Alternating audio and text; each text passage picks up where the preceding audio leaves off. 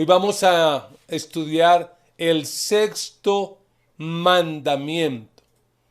Esperamos que este estudio esté siendo de su edificación, que realmente le ayude para la vida, le ayude para poder crecer, para poder ser mejor cristiano, mejor ciudadano.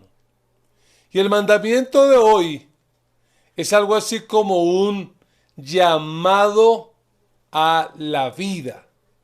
De eso vamos a hablar hoy. Porque el sexto mandamiento es eso.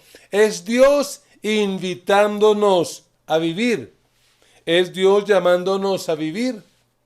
Y lamentablemente nos toca vivir en un país, en una sociedad tan complicada como la nuestra, donde según las noticias últimamente se ha recrudecido la violencia, masacres, muertes de líderes sociales, de soldados, de personas.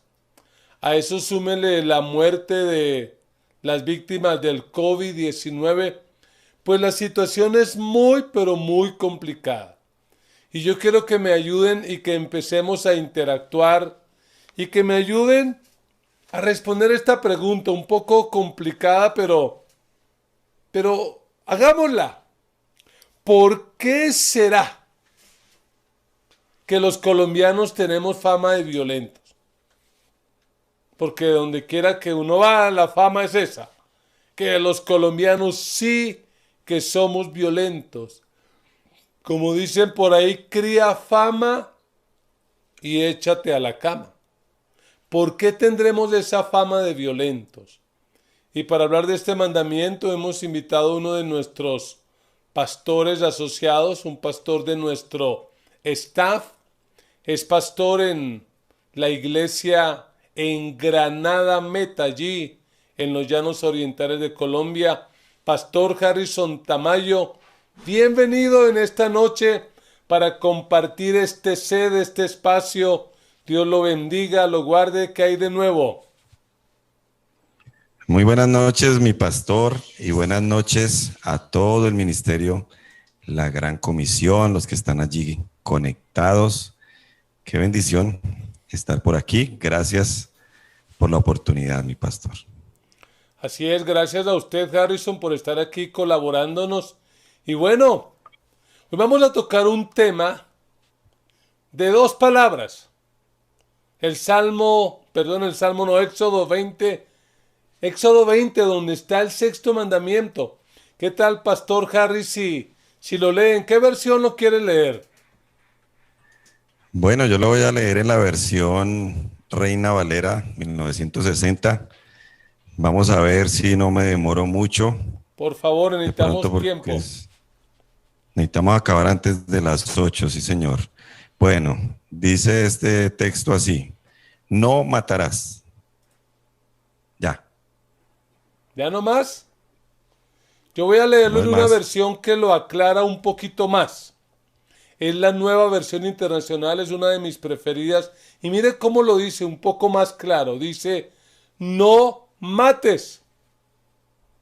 No mates. Realmente es sencillo este mandato de memorizar, sencillo de pronunciar, pero realmente es un poco complicado en su análisis y en su estudio.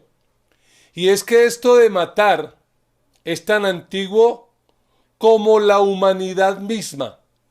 Allá en el relato de Génesis, encontramos a un hombre llamado Caín levantándose contra su propio hermano biológico, recién empezando el relato de la humanidad, levantándose para matarlo. Lo que dice el texto es que lo invitó al campo y allí en el campo se levantó y lo mató. Vamos a ver qué están respondiendo, Harrison, porque hice una pregunta antes de que entraras al set y la pregunta es, ¿por qué será que los colombianos tenemos fama de violentos? ¿A ti qué respuesta se te ocurre? ¿Por qué seremos tan violentos? O bueno, al menos esa fama tenemos. Bueno, mi pastor, pues yo no sé por qué seremos tan violentos y somos tan buena gente, pero puede ser que todo esto venga por allá desde 1948, cuando mataron a Jorge Eliezer Gaitán, algo así, me imagino que eso viene por allá. Echémosle la culpa a nuestros antepasados. Muy bien, mire lo que están diciendo por el canal de YouTube, las respuestas de algunos de ellos. Dice John Ortiz, porque somos impulsivos y nadie se deja de nadie. Uy, Dice por allí Wilson, bueno, Wilson Ortega no participa, no dice una respuesta como tal. Por aquí dice, por nuestro pasado, dice Ruth Carolina, que bañó a Colombia en sangre y lo más triste sangre de inocentes. También, eh, bueno, esas son las respuestas que tenemos por aquí. Alguien dijo por allá alguna vez un político, no recuerdo ahorita el nombre, pero que tristemente en Colombia lo que teníamos no era política como tal, sino odios heredados. Y me parece uy. que esa podría ser una razón. ¿Han respondido algo allí en la página de Facebook? Sí, mi pastor, por aquí, Janet Quintero dice que es por ambición al poder. Bueno, tiene razón. También Jessica Areva lo dice porque no controlamos a veces la ira. Somos muy bravos, parece que comiéramos ají al desayuno, al almuerzo, a la cena. Más o menos esos son los comentarios que hay por ahora. Muy bien, avancemos un poquito en este tema. Y hay una pregunta que debemos hacernos en esta noche, Harrison, y es, ¿cuál será el sentido de este mandamiento, no? ¿Cuál será el sentido de esta orden? Bueno, pues me parece que está claro, ahí literal. Está prohibido matar, está prohibido matar, pero mi pastor, con esta respuesta también surge un problema, una pregunta, y usted que es nuestro maestro, quizá no lo pueda responder. En muchos lugares de la Biblia, la propia ley de Dios manda a matar. Entonces vemos cómo se mata mucho en la Biblia. Ciudades enteras son destruidas, por ejemplo, en el libro de Josué. Los habitantes son masacrados donde no queda ni el gato. Y todo esto se hacía en nombre de Dios. Pero el mandamiento sigue diciendo, no matarás. Mi pastor, ¿cómo podríamos entender esta aparente contradicción?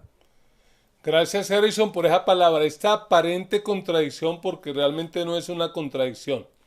Me parece a mí que el sentido de este mandamiento debería traducirse más como no cometas asesinato o no cometas homicidio, porque de hecho en la Biblia misma se narra, se legaliza en algunos casos situaciones cuando una persona de manera involuntaria en un acto de lo que llamaríamos legítima defensa propia mataba a otra persona, pero no era un homicidio premeditado. En otros casos, llamémoslo así, judíos israelitas que pertenecían al ejército e iban a la guerra, pues producto de la guerra terminaban quebrantando posiblemente este mandato, pero no era un homicidio premeditado. Igual que lo que le ocurre hoy a nuestros hermanos que forman parte de las Fuerzas Armadas, a quienes saludamos y bendecimos, si en un ataque por allá contra grupos al margen de la ley terminan quitándole la vida a otra persona, no lo interpretaríamos como un asesinato. Tampoco en el caso de algunos textos de Levítico donde se ve claramente que si una persona involuntariamente, como lo narran allí, si estaban en una terraza y jugando y accidentalmente se empujaba a la otra persona y esto le quitaba la vida, pues no era como tal un asesinato. Más el mandamiento va a esa acción premeditada, planeada, como el relato que ya hablamos de Caín, donde Caín, lo que nos da a entender el texto es que el hombre planeó, analizó y organizó todo para ir al campo y asesinar a su hermano Abel. Así que más tiene que ver con esto, porque de hecho la misma Biblia en el Antiguo Testamento consideraba la pena de muerte. Era una opción. Entonces, más debemos de interpretarlo así. No tanto en no matarás, lo cual sí es verdad, pero más en no asesinarás. No cometerás homicidio. Así es, mi pastor. Gracias por la aclaración. Realmente, este mandato, en él Dios no tan solo hace una prohibición, sino que también es un llamado a vivir, ¿no? Es un llamado hacia la vida. Y precisamente así se llama este mensaje, el llamado a vivir. Así que vamos en esta noche a examinar por lo menos 3 aspectos en ese llamado. Mi pastor Alfonso, ¿cuál sería ese primer aspecto a examinar? El primer aspecto fundamental es la condición de la vida misma. ¿Cuál es la condición de la vida? La condición en el tiempo en que se dio esta ley y la condición de nosotros hoy que tenemos que actualizar este mandamiento. ¿Cuál es la situación? Porque de manera curiosa, este mandamiento de no matarás también formaba parte de la ley en Egipto. O sea, el faraón había dicho, y los judíos probablemente lo habían oído, de no matarás. Por esa razón, si recordamos el relato bíblico, cuando Moisés, en un arrebato de ira, por ver que un egipcio está maltratando a un judío, mata al egipcio, él, que conoce la ley, sabe que se ha metido en líos y por eso huye. Se escapa porque sabe que la ley de el faraón, la ley de Egipto, consideraba el homicidio o la muerte violenta como un homicidio, por eso él tiene que huir. Así es.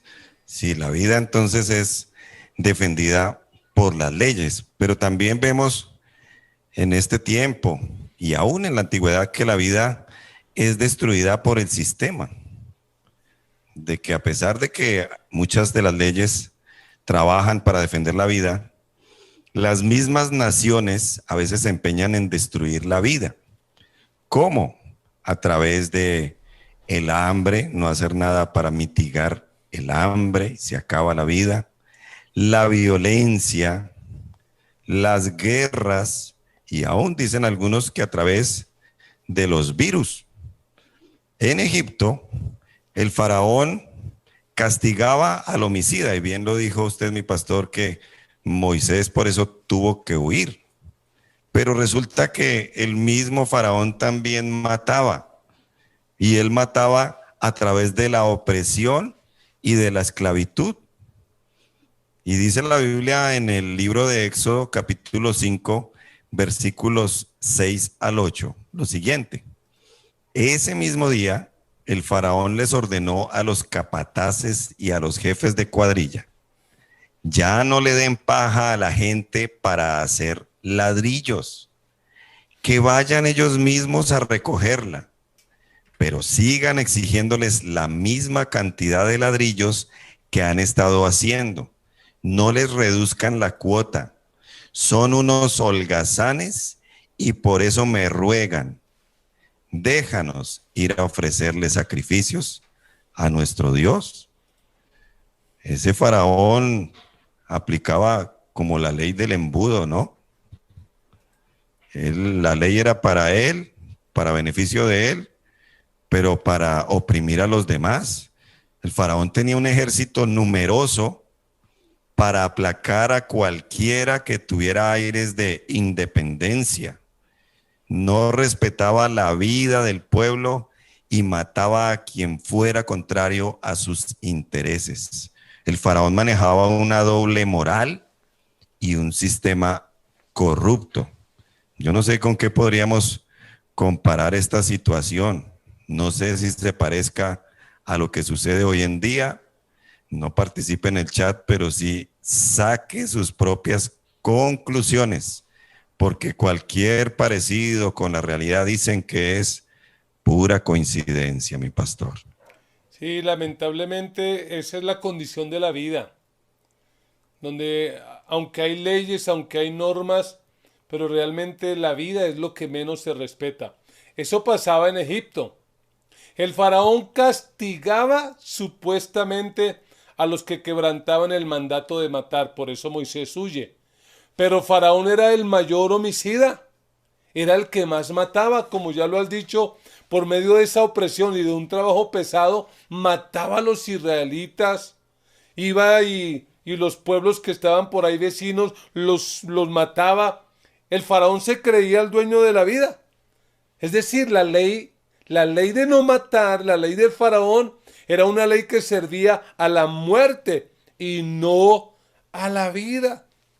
Por eso el faraón lo vemos matar continuamente israelitas en Éxodo capítulo 1, versículo 10, cuando él ve que los judíos empiezan a crecer y se empiezan a multiplicar, tiene miedo y dice, mire, estos judíos que están creciendo tanto se pueden aliar con nuestros enemigos y van a ser un problema. ¿Y qué ordenó? Ordenó automáticamente la matanza de los niños judíos que nacían. Empezó a exterminarlos de manera sistemática. En el capítulo 1, versículo 14, también vemos que el miedo a tener el control por la economía, por todo eso, pues trataban con crueldad a los judíos, y lo que uno sabe históricamente es que muchos judíos morían allí en el trabajo. Era tanta la opresión que terminaban muertos de manera cruel. Los ejércitos que ya mencionaste, pues era una forma de querer controlar. Es decir, que la ley estaba al servicio de la muerte y no de la vida. ¿Cuáles serían los faraones de hoy, Harry? ¿A qué podríamos comparar? Porque si el faraón usaba la ley para el servicio de la muerte, ¿cuáles serían esas leyes hoy en día o esos faraones hoy en día? Bueno, mi pastor, muchos hoy, al igual que en ese tiempo, se creen dueños de la vida y entonces asesinan como bien les viene en gana. Por ejemplo, tenemos violentos muy famosos como Hitler, que creía que los judíos eran una raza inferior y que debían ser exterminados, y logró acabar con millones de ellos. Hoy en día tenemos también a los médicos, y no que todos los médicos sean malos, no, al contrario, aplaudimos a nuestros héroes que hoy están Sí. luchando por la vida. Me refiero a esos médicos abortistas, esos asesinos con bata que están apoyando y aún practicando ese asesinato como es el aborto. También aquellos que practican la eutanasia, que es quizá decir, bueno, este enfermo ya no tiene esperanza o se le acabó la plata o el seguro ya no responde con él. Desconectémoslo. Están siendo asesinos. Y también puede ser que esto se refiera a los que toman la decisión de suicidarse. Se creen dueños aún de su propia vida para quitársela en algún momento dado. Pues sí, Harry, es muy lamentable porque parece que la situación es la misma, el contexto es el mismo, los personajes cambian, el tiempo cambia, pero la realidad parece que sigue siendo la misma. Muchas personas al servicio de la muerte. Y a mí me parece algo paradójico, y por supuesto que estoy en contra de la muerte en todas sus formas, pero paradójico cuando algunos utilizan las redes sociales para pronunciarse, lo cual está bien, en contra de la muerte de líderes sociales, de la muerte de los soldados, y hasta cuando se podía hacían marchas en contra de eso, a las cuales apoyamos y estamos de acuerdo. Pero curioso que esos mismos a los pocos días estaban marchando a favor del aborto. No, nosotros como cristianos estamos a favor de la vida. La vida tiene que ser defendida en todas sus formas. Sencillamente nadie tiene el derecho de decidir quién vive y quién muere. Eso solo lo puede decidir Dios. Definitivamente sí. Sí, señor. Esa es la condición de la vida. Pero bueno, tomemos esto por el lado amable y ahora en segundo lugar conozcamos las características de la vida. Mi pastor, ¿qué características tiene la vida? Vamos a ver esta respuesta a la luz de la Biblia, las características de la vida a la luz de la Biblia. Y en primer lugar tenemos que decirlo, pero con letras negrillas, mayúsculas, fuerte, la vida es sagrada. La vida es un don de Dios. Yo creo que es el mayor don de Dios y por lo tanto debe ser respetada, como sea. Nosotros como iglesia tenemos que ser pro vida. Por eso jamás de los jamases estaremos a favor del aborto, jamás. Ese es el crimen más deplorable que puede haber en la historia de la humanidad. Jamás. Es Dios quien determina si ese bebé que está en el vientre vivirá o no vivirá.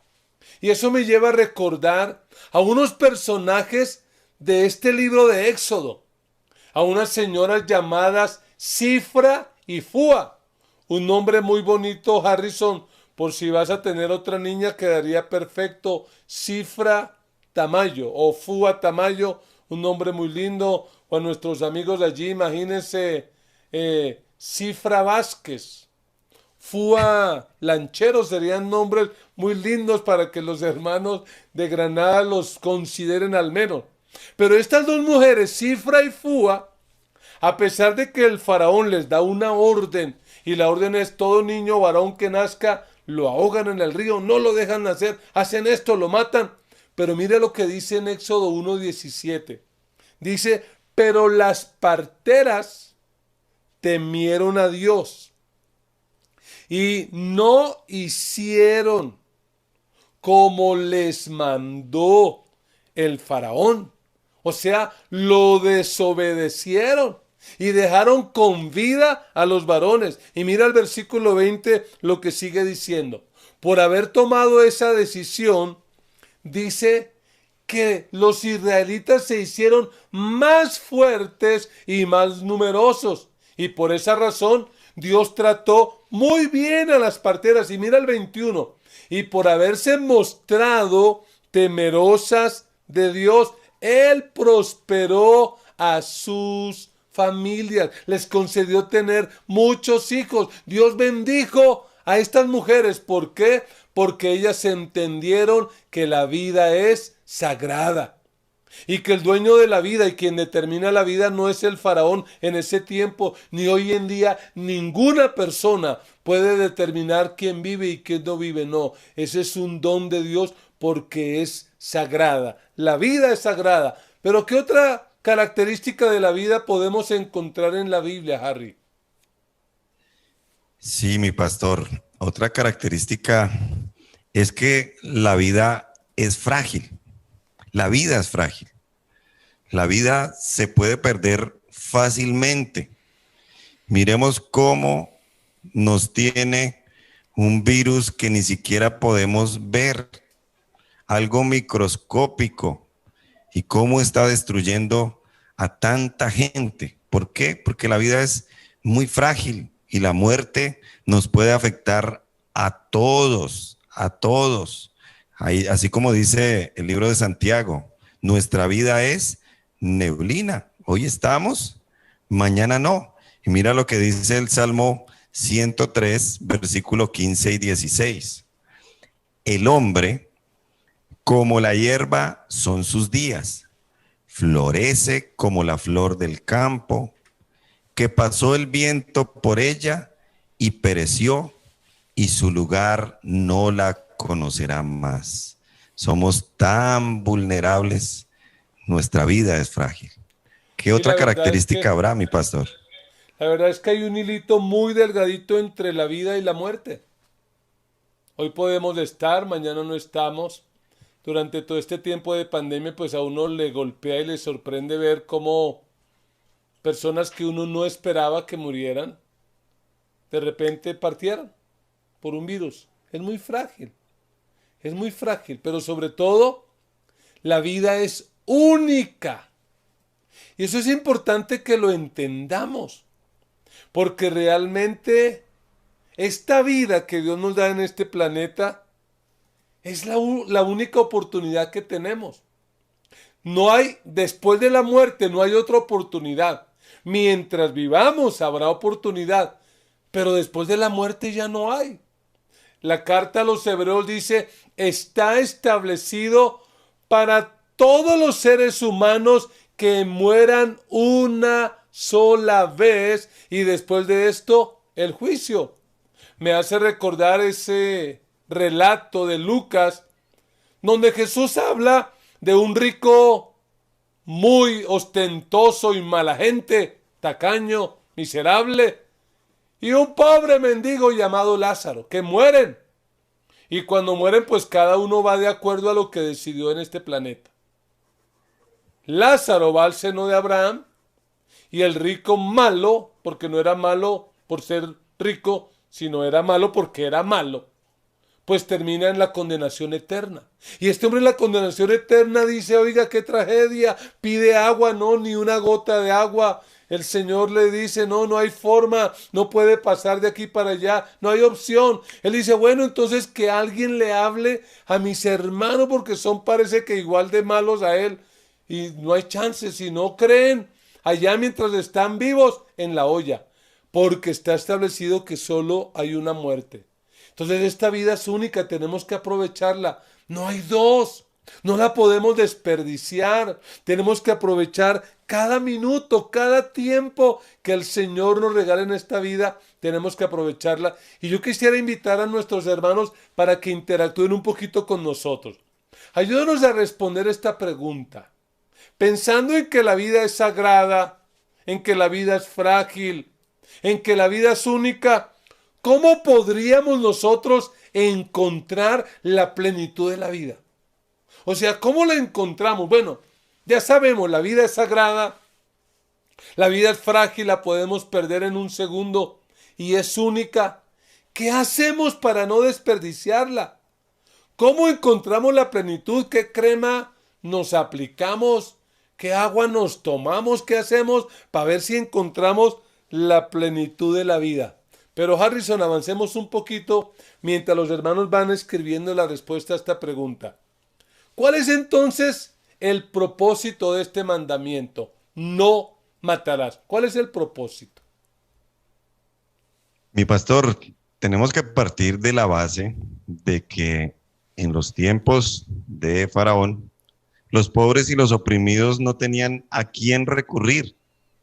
No había ninguna ley que los defendiera. Nadie escuchaba su clamor, solo Dios.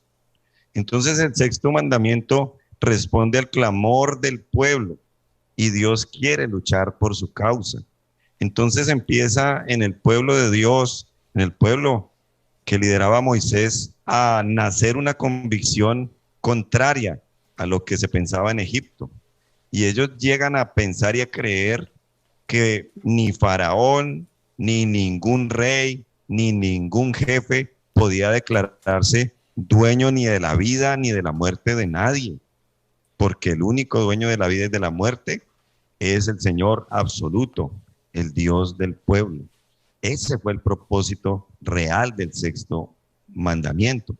Pero mi pastor, por último, y así como usted dijo, y los hermanos están aquí interactuando, entendiendo que este sexto mandamiento es un llamado a vivir. Entonces, ¿cómo podemos encontrar entonces la plenitud de la vida? ¿Cómo vivir una vida bien vivida? Bueno, venga a ver si mis hermanos me ayudan a responder esta pregunta porque ese es el tercer punto, la plenitud de la vida. Porque a veces hay algunas personas que no viven, que existen, pero no viven. A ver qué respondieron, ¿cómo podemos encontrar la plenitud de la vida? Y aquí encontramos a Sofía Rivera, dice, teniendo propósitos y trabajando en ellos. Qué bien, Sofía. Esa es la clave. Y bíblicamente hay 5 propósitos.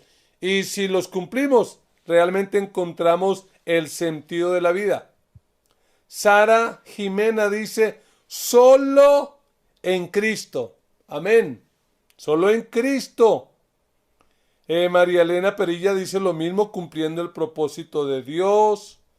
Isabel Cristina dice, en Cristo.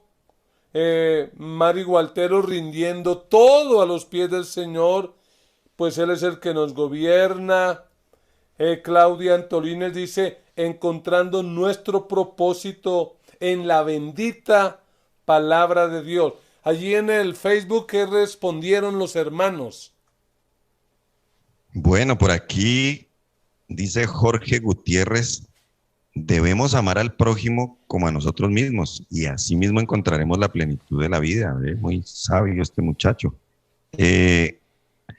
Sandra Moyano escribió, Jesús dejó claro que nada podríamos hacer sin su ayuda. Tienen idea los de chat. No, están que vuelan. Toca es invitarlos a ellos a que enseñen. Yo desgastándome en todo esto y mire, ahí están las respuestas. Muy buenas las respuestas realmente. Y pues quisiéramos dar algunos tipsitos acerca de cómo encontrar la plenitud de la vida. Si el mandato aquí es no matarás, pues sencillamente creo que una de las formas es que la plenitud de la vida viene cuando en lugar de matar al hermano, nos reconciliamos con él. Cuando nos reconciliamos con el prójimo, la alternativa no es matarlo. Que pensando en el relato bíblico, cuando Caín toma esa perversa decisión de matar a Abel, la decisión no era esa. Él debió de haberse reconciliado con su prójimo. Y realmente ni siquiera el problema era con Abel. Pero hay personas que eso es lo que se les viene a la cabeza cuando tienen un problema, cuando tienen una dificultad. Le preguntaron a la esposa del doctor Billy Graham, después de muchos años de matrimonio, pero años, creo que más de 50, 60 años, le dijeron, hermana, ¿usted alguna vez durante este tiempo consideró la posibilidad del divorcio? Y ella hizo una pausa y dijo, no, el divorcio no, pero el homicidio sí. Pues por supuesto que estaba bromeando, pero a veces las relaciones se tornan tan complicadas que hay gente que quiere matar al jefe. Uy, es que ese jefe cómo es. Quieren matar al vecino, quieren matar a este, quieren matar. Es terrible. Entonces, la opción es reconciliarse. Por allá el apóstol Juan dice que si alguien aborrece a su hermano, lo odia, es homicida. Tenemos que reconciliarlo. Jesús cuando citó este mandamiento dijo, oíste que fue dicho a los antepasados, a los antiguos, ojo por ojo y diente por diente. Pero yo les digo, ojo, en lugar de eso, reconcíliense, perdónense. Entonces aquí la clave es perdonar. Hay que aprender a perdonar indudablemente. ¿Y qué más? ¿Cómo podríamos encontrar, Harrison, esa plenitud de vida que Dios nos ofrece? También la plenitud de vida viene cuando uno se reconcilia con Dios. Es que lo uno va con lo otro. ¿Cómo me voy a reconciliar con mi prójimo si no estoy reconciliado con Dios? O sea, eso es ilógico. Además que es como una tontería andar peleados con Dios, porque dígame usted, ¿quién pierde? Alguien dijo, Dios sin ti sigue siendo Dios, pero tú sin Dios no eres nada. Entonces, si queremos vivir la vida en plenitud, mejor seamos amigos de Dios, reconciliémonos con Él. Dice la Biblia en un texto muy conocido, 2 Corintios 5:17, de modo que si alguno está en Cristo, nueva criatura es. Las cosas viejas pasaron, eso de andar bravos, peleados, aún con Dios, eso ya no. Todas las cosas son hechas nuevas. Y mire lo que dice el 18, dice, y todo esto proviene de Dios, quien nos reconcilió consigo mismo, con Él mismo, por Cristo, y nos dio el ministerio de la reconciliación. Así que mi querido amigo, amiga, que dices, yo le quiero servir a Dios, yo quiero tener un ministerio, ya lo tienes para una vida plena. El ministerio de la reconciliación, vivir en amistad con Dios y lograr que muchos que andan peleando con Dios se reconcilien con Él. Esa es una vida plena. Así es, Harrison, y cuando uno entiende que la palabra muerte en la Biblia, la palabra muerte significa separación. Si hay una pareja donde hay muchos conflictos y no se resuelven, esa pareja hay muerte entre ellos. Hay hermanos que hay muerte entre ellos porque no se han reconciliado. Y cuando uno se reconcilia con Dios, hay muerte espiritual. Puede que le tomen el pulso, los signos vitales, y el médico diga está vivo, pero está muerto. Porque la Biblia dice, la paga del pecado es la muerte. Pero el regalo de Dios en Cristo es la vida. Jesús dijo que el diablo, Satanás, el enemigo, el ladrón, vino para hurtar, matar y destruir, pero Jesús vino para darnos vida y vida en abundancia. Entonces el punto aquí es que tenemos que renunciar al pecado. Si realmente queremos encontrar la plenitud de la vida, tenemos que renunciar al pecado. Y algunos creen que renunciar al pecado pierden la vida. Ay, si yo dejo el alcohol, ay, si yo dejo la rumba, eso ya no es vida. Y algunos nos miran a nosotros los cristianos con lástima. Oiga, pobrecitos de esos evangélicos, ¿no? ¿Eso qué vida va a ser sin tomar, sin fumar, sin adulterar? Eso es la verdadera vida, porque hemos renunciado al pecado. Así que básicamente hay que hacer tres cosas para encontrar la plenitud de la vida. Reconciliarnos con el prójimo, reconciliarnos con Dios y renunciar al pecado. Es urgente. Si tú quieres encontrar la vida, tienes que hacerlo. Renuncia al pecado porque el pecado lo que paga es la muerte. No hay otro precio, la muerte. Sí, señor. Así es, mi pastor. Y una cosa es sobrevivir y otra cosa es vivir. Una cosa es estar ahí asando y comiendo, como se dicen, y otra cosa es disfrutar la vida en abundancia a todo nivel que Dios tiene para los que viven en amistad con Él. Pero mi pastor Alfonso, vamos a nuestro mayor ejemplo, Jesús, nuestro Salvador. ¿Cómo vivió Jesús este sexto mandamiento, mi pastor? Pues realmente Jesús es la vida. Él es la vida. En Él no hay muerte, Él es vida plenamente. Y cuando Él vino a esta tierra, indudablemente Él ayudó a sus discípulos y ayudó a las personas a que corrigieran esos malos conceptos que tenían sobre lo que era la vida. Él fue el que más defendió la vida, por siempre, para siempre. En todas sus acciones, él estaba pensando en la vida.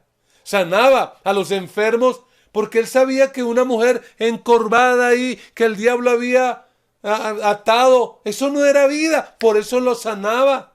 Por eso hacía milagros, levantaba paralíticos. Ese paralítico de Betesda, 38 años allí postrado, él dijo, eso no es vida, hay que levantarlo, hay que sanarlo. Por eso sanó al ciego, por eso libertó a los endemoniados, a ese endemoniado gadareno, porque eso no era vida, eso era una simple existencia sin sentido. De hecho, Harrison, si no lo sabía, yo creo que tú lo sabes porque tú eres muy buen estudiante de la Biblia. Jesús no iba a funerales. ¿Y sabe por qué? Porque se los petaqueaba. Funeral donde Jesús iba, el muerto se levantaba. La hija de Jairo resucitó. Iba por el camino un funeral, el hijo de una viuda, y lo resucitó. Y por eso se demoró en llegar allá a la casa de Lázaro para que, entre comillas, experimentaran 4 días de duelo, porque si él llega, es que él es la vida, no puede haber muerte donde está Jesús. Así que él la vivió y aplicó plenamente este mandato. No trajo muerte, trajo vida. Tremendo, mi pastor. No lo había pensado de esa manera, pero Jesús se tiraba a los funerales para bien, ¿no? Por supuesto. Qué buen ejemplo. Asimismo, también Jesús dio ejemplo al vivir este mandamiento de no matarás y perdonó a los que precisamente lo crucificaron. ¿Qué dijo Jesús en la cruz? Padre, perdónalos porque no saben lo que hacen. Jesús mismo lo dijo. Yo podría decirle a mi Padre que mande una legión de ángeles para acabarlos a todos, pero él no lo hizo. Él criticó esa mentalidad de ojo por ojo, de ama a tu prójimo y odia a tu enemigo. No, él en esa justicia mayor nos guía y nos dice, amen a sus enemigos y oren por aquellos que los persiguen. Jesús cumplió a cabalidad el 6.º mandamiento. ¿Qué más hizo Jesús, mi pastor? Jesús, de una manera muy fuerte, se opuso al sistema de muerte que habían implementado los religiosos de su época.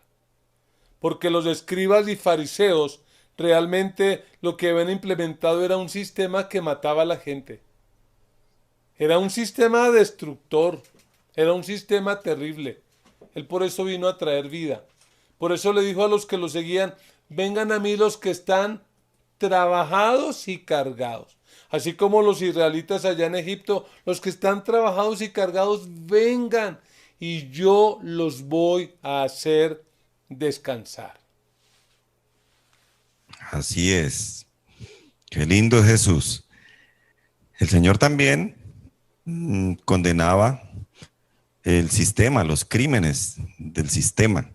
En ese tiempo, pues, el sistema del Imperio Romano, pero también el sistema religioso, que no solamente mataba físicamente a una persona, el Imperio Romano, sino que también aparecían los asesinos espirituales, esos religiosos que con su legalismo hacían más prosélitos para el infierno que para el cielo. Entonces Jesús no se acomodó a eso, lo criticó fuertemente y es más, todos sabemos que nuestro Señor murió bajo ese sistema de muerte, pero Él nunca apeló a acabar con sus enemigos de esa misma manera. Así es, a pesar de que le hicieron la vida complicada, difícil, pero él nunca usó su poder para matar, él vino fue a traer vida. Él vino a dar su vida para poder traer vida. De hecho, cuando él habla de nuestro Dios, el Dios de la Biblia, el único Dios, porque hay algunos que tienen un Dios, por ahí leía un ex sacerdote que no quiero mencionar, que decía, el Dios que a mí me gusta. Decía en su columna editorial, el Dios que a mí me gusta, ¿acaso a quién se le dio permiso de crear un Dios al gusto o a la imaginación? El Dios es el Dios de la Biblia y no hay más. Y el Dios de la Biblia es un Dios de vivos y no de muertos. Así dijo Jesús.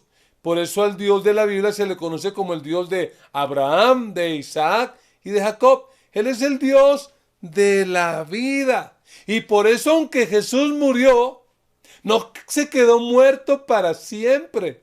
De hecho, cuando uno estudia el texto, lo que uno puede ver es que Jesús con su muerte pudo descender a las partes más bajas y descendió sencillamente para arrebatar las llaves al que tenía el imperio de la muerte, es decir, al diablo. Y con su muerte Jesús venció el pecado, venció la muerte y venció a Satanás. Su muerte lo que hizo fue traer vida y vida en abundancia. Una vida que tú y yo podemos tener si tomamos buenas decisiones. Aleluya, así es. Nuestro Dios es el Dios de la vida. Y bueno, mi pastor, vamos cerrando porque algunos dicen, no, yo hasta las 8 me conecto ahí con ellos. Después de las 8 ya me voy a descansar. Vamos concluyendo, pero con algunas preguntas de rigor. Por ejemplo, amado amigo, hermano, que estás ahí conectado, conectada, ponte a pensar, ¿realmente estás valorando la vida? ¿Realmente la vida para ti tiene el valor que tiene para Dios? Otra pregunta, ¿cómo estás utilizando la vida que Dios te dio? ¿Cómo la vas a utilizar de ahora en adelante? Quizás si lo puedes escribir ahí en el chat, qué bueno saberlo. Pero viene una pregunta quizá más confrontadora. ¿Qué harías si supieras que te queda un mes de vida? Y bueno, quizá un mes de vida en este tiempo es como mucho, porque se habla de 14 días, de 15 días por esto del COVID. Mi pastor, ¿usted qué haría si supiera que le quedara un mes de vida? Dios lo guarde, ojalá viva mucho más, pero ¿usted qué haría? ¿Por qué me ponen esos aprietos? Bueno, si eso fuera así, si me quedara un mes de vida, creo que yo lo aprovecharía para dejar arregladas muchas cosas. Es decir, de manera que cuando yo ya no esté, no le deje problemas ni a mi esposa, ni a mis hijos, ni a la iglesia. Yo dejaría todos esos asuntos lo mejor ordenaditos posibles. Dejaría coordinados asuntos como mi funeral, no sé, detallitos así. Y aunque no tengo enemigos, pero probablemente alguno me tiene por enemigo, probablemente lo llamaría para hacerle un chiste o para hacerle algo para que no se siga amargando conmigo. Creo que haría eso, aprovechar al máximo. Usaría ese mes para dar instrucciones de cosas, de tareas y que el proyecto continuara. ¿Y usted qué haría? Porque así como usted me la hace, yo se la hago. ¿Usted qué haría? Ay, mi pastor, ¿yo qué haría? Yo creo que le dedicaría más tiempo a mi esposa, a mis hijos, que a veces por razones de la ocupación, del ministerio, del pastoreo, no le queda a uno como mucho tiempo para eso. Aprovecharía el tiempo con ellos, gastaría el dinero que me queda ahí, lo que tengo en la cuenta, Los 500 millones de disfrutaría dólares. los 500,000. Eso. Y ya dejaría también organizadas cosas para que los que reciban no se amarguen y no digan de mí, ah, me dejó todo desorganizado. Algo así haría. Qué bueno. Muy bien, pues esta ha sido nuestra reflexión en esta noche. El Dios de la vida nos llama a la vida. Esta vida que vivimos en este planeta, pues es realmente la preparación para la verdadera vida. En esta vida nos tenemos que preparar para la vida eterna. Y la mejor decisión que alguien puede tomar en esta vida es reconocer que ha pecado y que ese pecado le trae muerte separación de Dios, y entregarle su vida a Cristo y decidir caminar y vivir para agradar solo a Dios. Esa es la mejor decisión que podemos tomar en esta vida para realmente no desperdiciarla. Y quisiéramos dejar una frase en su corazón para que la atesoren, para que la guarden, y es esta: solo disfrutan de la verdadera vida los que a Dios tienen su existencia rendida.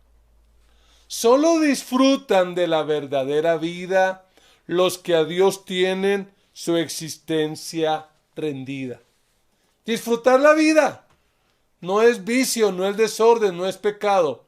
Disfrutar la vida es rendirnos a Dios, entender sus planes, someternos a sus propósitos, vivir para Él. Y por eso, si tú estás conectado por primera vez y no has tomado esa decisión, ¿por qué no consideras hoy la posibilidad de tomarla? Dios te llama y te llama a la vida, a que seas un defensor de la vida, alguien que vive, no que solamente existe, y alguien que contagia a otros de vida. Piénsalo, toma esa decisión. Pastor Harrison, cerremos en oración en esta noche. Pidámosle al Dios de la vida que nos ayude a disfrutar la vida y a contagiar este mundo de vida y de no de muerte. Gracias, mi pastor. Entonces oremos todos al Señor como respuesta a esta palabra. Amado Dios, te damos gracias en el nombre de Jesús por este buen tiempo, por hablarnos a través de este sexto mandamiento que dice: no matarás. Gracias por mostrarnos que tú eres el Dios de la vida, que tú no eres un tirano como el faraón en los tiempos de Moisés o como los faraones modernos, que tú eres el Dios de amor, que tú eres el Dios de la vida, y por lo tanto nosotros debemos ser creyentes pro vida. Nos llamas, Señor, a cuidarla, nos llamas a valorarla, Señor, nos enseñas que es una sola y que tenemos que aprovecharla, Dios. Ayúdanos a aprovechar la vida, a vivir para agradarte a ti, a vivir un día a la vez, que cada día, Señor, tú sonrías al ver cómo aprovechamos el tiempo. Estamos en tiempos difíciles, estamos en días malos, como dice la Biblia, pero Señor, ayúdanos en estos tiempos a proclamar vida en la oración, a proclamar vida en la predicación, a proclamar vida, Señor, en el devocional, en la oración familiar, en los tiempos que tengamos con amigos de manera virtual o aún de manera presencial, en lo que se pueda. Señor, atendemos a este llamado y prometemos vivir para ti, vivir para agradarte a ti, que eres nuestro Dios. Estamos en tus manos. Gracias, Señor. Amén y amén. Amén. Así que vamos a construir una cultura de vida. Pastor Harrison, ¿alguna palabra final antes de desconectarnos? Sí, mi pastor. Vivamos un día a la vez. No nos preocupemos todavía por el mañana, porque no ha llegado. Y dice la Biblia: basta a cada día su propio afán. De esa manera viviremos mejor. Somos la Gran Comisión de Colombia. Sigue conectado con nosotros. Y no olvides compartir nuestras transmisiones en vivo.